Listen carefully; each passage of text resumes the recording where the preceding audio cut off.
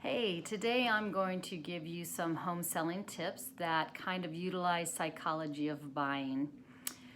The first thing is paint your front door, refresh your front door, whatever, with a dark paint, black, a really dark brown, anything that is really dark, because a dark front door has a drawing effect. It pulls you towards it and you want to go in. On the contrary, a very light colored or reflective door, maybe you have a glass screen door, those reflect the buyer back to themselves, and it kind of has a subconscious pushing away feeling. So if you do have one of those storm doors, those glass reflective doors, I would recommend just removing it during the time that your house is listed, and then you can put it back when the house sells. Fresh mulch, always a yes, and make sure it's dark mulch. The dark mulch sets off the house better, sets off the plants better, and has a grounding effect that's really appealing to buyers.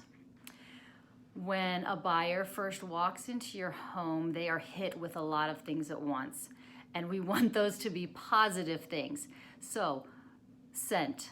We're going to talk about our five senses. They're all going to be affected when they walk in. And when they walk into your house, what do they smell? Some of us, most of us probably, are nose blind. Just like the Febreze commercial, we're so used to what our home smells like that we don't smell it anymore. That could be good, that could be bad. It depends. The scents that buyers do find to be appealing are jasmine, magnolia, and vanilla. So if you want to get a candle or you want to get a plug-in or something like that, one of those three scents are going to be your best bet. Fresh flowers, fresh air, always the actual best option, but for those of us who live in a really cold climate, or those of us in Texas where it's mostly really, really hot, we're not going to leave the windows open for fresh air because the air conditioning is more appealing than the fresh air. If you're going to use a scent in your house, make sure you keep it light, because if it's too cloying or too strong and overpowering, they're going to wonder what you're covering up. And that's going to bring up a lot of questions. Lighting. Lighting is huge, and it's easy to do. Number one, and I hate to hurt anybody's feelings on this, and feel free to disagree, but valances and swags, they're kind of out.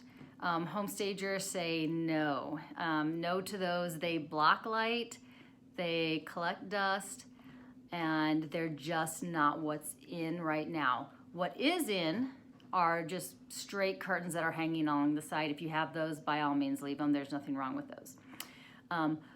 But when you're going to have a showing and you want your house to look its best, you want your blinds open, you want your curtains open, and you want every house in the light on. Every light in the house on. The brighter your house looks, the more welcoming it looks, the more clean it looks, surprisingly, and the more inviting.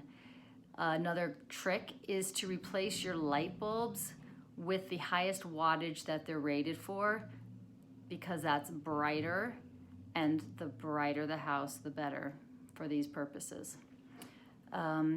Texture is great.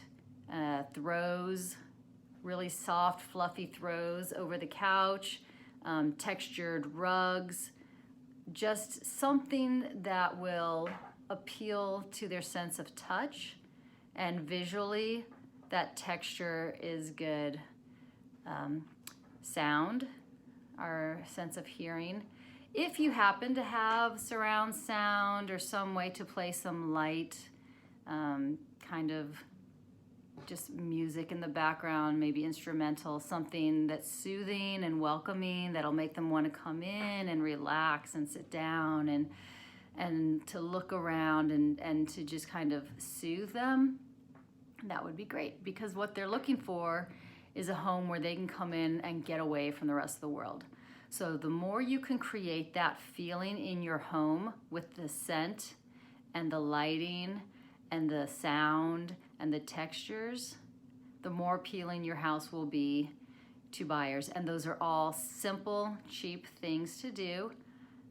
So give them a try.